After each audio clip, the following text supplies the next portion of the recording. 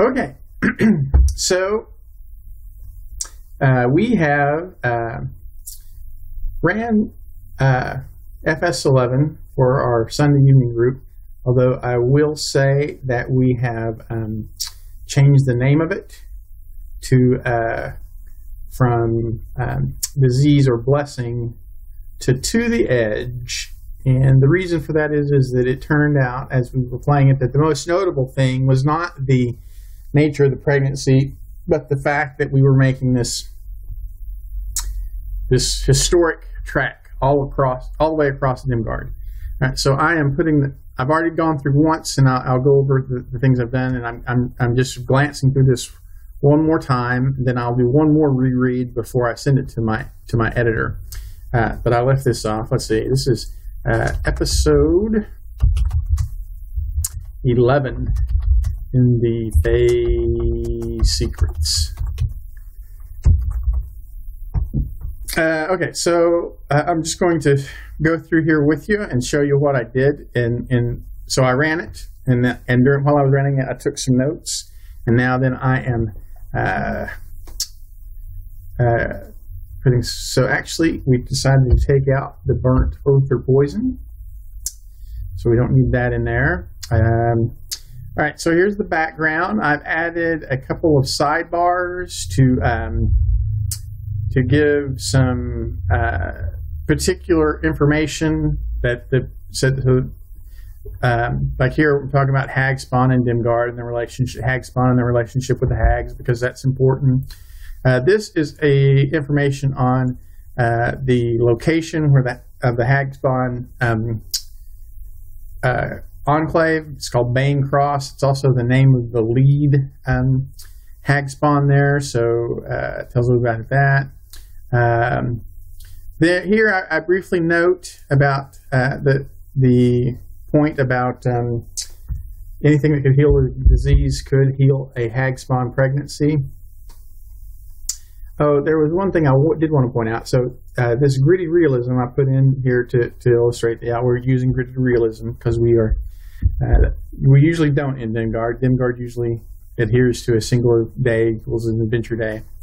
Okay, so the things to note here in this final draft. So let me get this down to one page. All right, so the point of, or one of the features of Dimgaard is one page, one encounter, right? So you're not going to be flipping back and forth a lot in a Dimgaard adventure. It will reference things in other tomes. Those are accumulated up here, right? It tells you, look, here's what you need to know: how the Player's Handbook, Monster's Guide, Bolos, Dungeon Master's Guide, and then Arcana. And then this gives you the particular points to look at in each of those. But once we actually start playing, right, this comes from my experience as a DM. I just want, I'm like, okay, we're starting the adventure. This is going to take 15 minutes. We're going to deal with the downtime. We are going to have the players introduce themselves to each other if we're introducing a new player, or we've just gone to 11th level, so there may be things we want to talk about. I have a NPC who's going to introduce the action, so I've got a little bit about role-playing him. Here's the read aloud text that introduces the action, and then how do we get out of here? So how am I going to exit this page and get onto the next one? And it is through these travel options, right? We're going to be going about 1,300 miles. We need a boat or go overland. So here is the random encounter that I went into in detail earlier. I've added some things here. This is almost very, very common for me to put in this part about random encounters, as well as this part about hazards. Hazards are traps that are designed to, they're events. I guess traps is a bad word, but they are designed to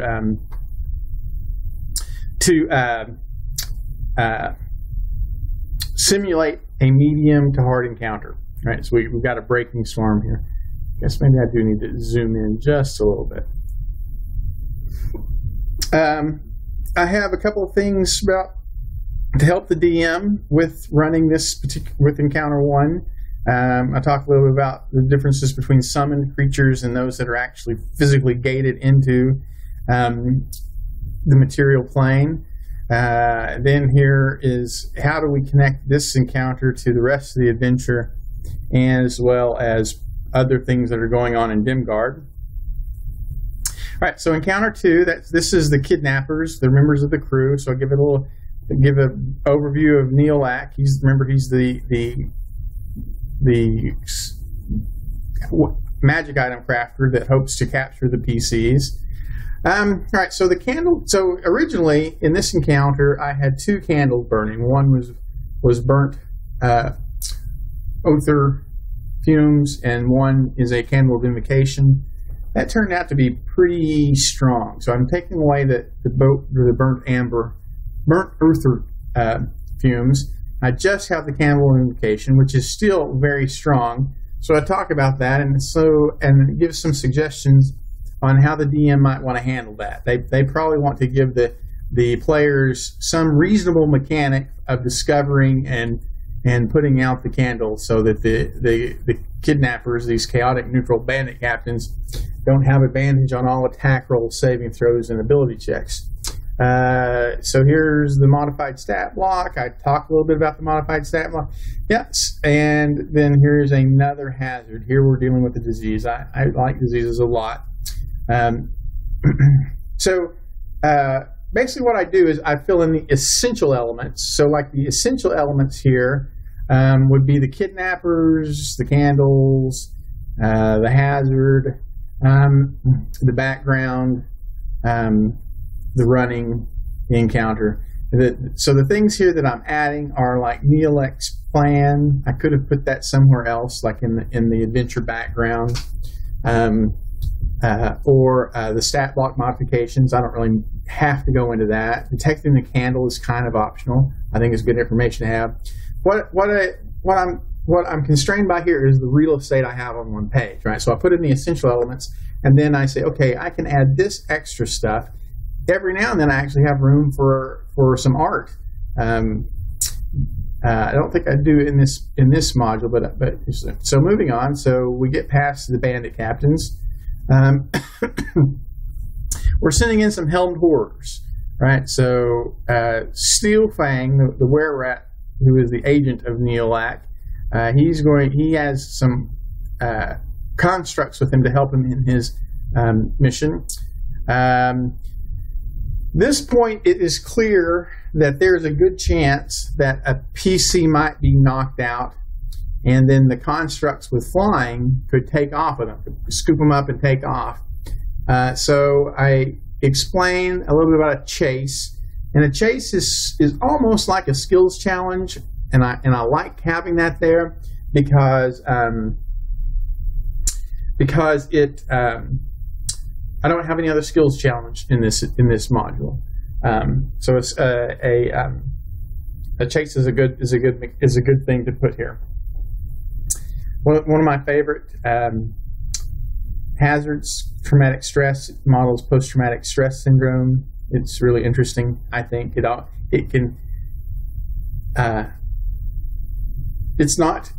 is definitely a problem, but not just overwhelmingly so.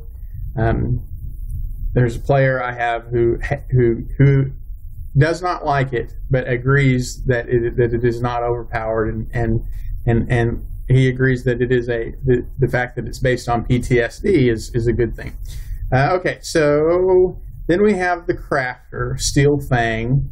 I have a pretty extensive section here about role-playing Steel Fang. That explains his motivations.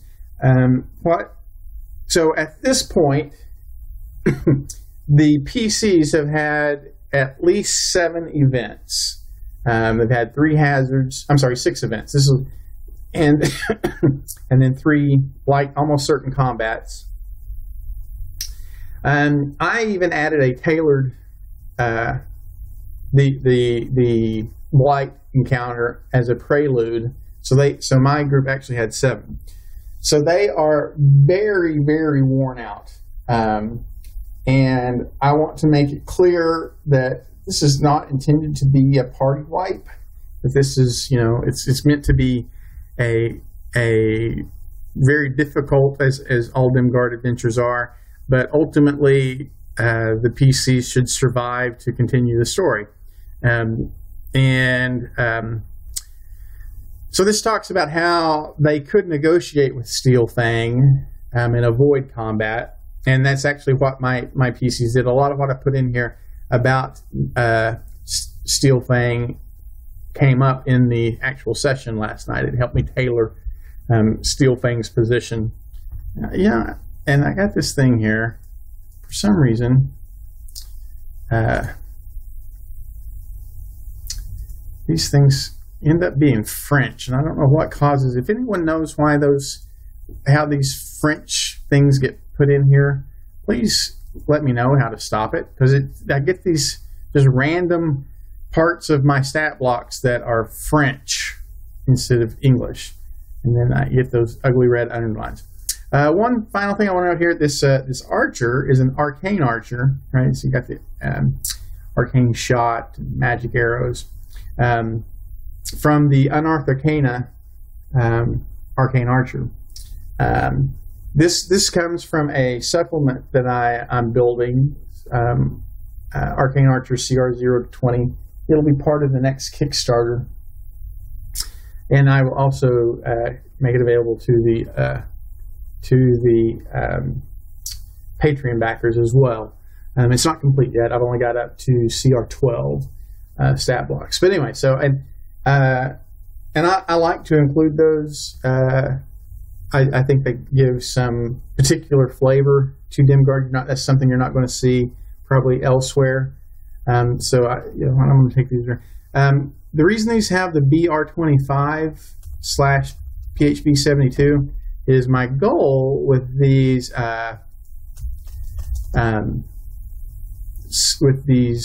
PCs classes from CR0-20 is to take the basic rules plus the fully implemented archetypes that are available in the Unearthed Arcana series, Wizards Unearthed Arcana, and create supplements that'll then eventually, after they've circulated through the Dimgaard population through Kickstarters and Patreons, I'll put them out on VM's Guild or Drive Through RPG as a pay what you want, and it will slowly accumulate this body of work that DMs who don't have the resources or are not convinced yet to spend the money for $200 worth of books can still get out there and construct very varied, extremely varied and interesting games, right? So I did the Champion CR0-20. I did the Thief, which is also in the basic rules. I did the Mystic, which was a fully implemented class that's out there on Arcana, and now I'm doing Arcane Archer. And then next, I will probably do the Life Cleric, and then the Artificer Wizards.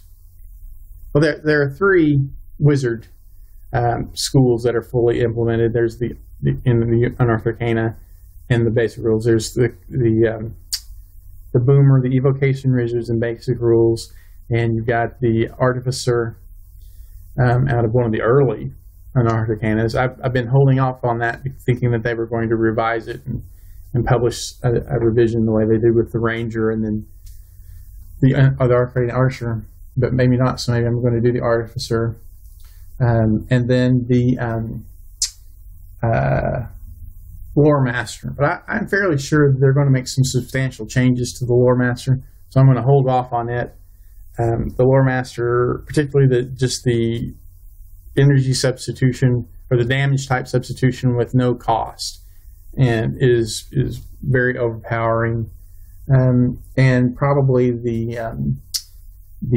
ability to change the saving throw type once per rest will change to once to long rest, I'm guessing. I don't know. But if it's revised, that would be the revisions I would expect before it goes into any sort of widely distributed Wizards of the Coast item. Okay, so then we get to concluding the adventure, and I sum up things here. I give a breakdown of XP and suggested treasure. There was one other thing, right? So I have applicable maps. All this can occur on one map, either this overland map if they go overland, or this keelboat map if they go by sea. Then here is the magic item. There are actually 2 magic items available in this. Did I put in adamantine? I did not.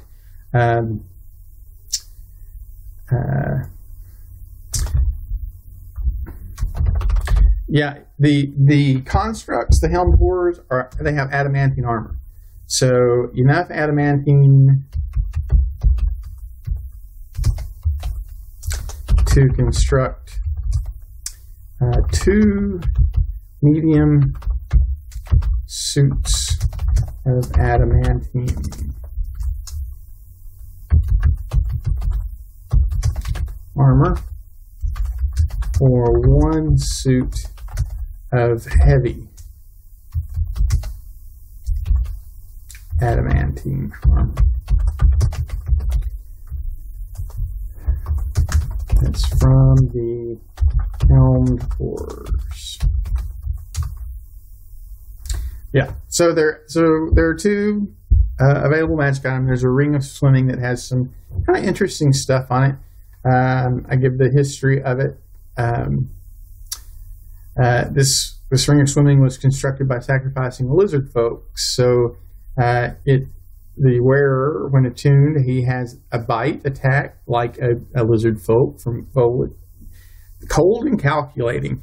All right, so combat fatigue comes up a lot at the PSD.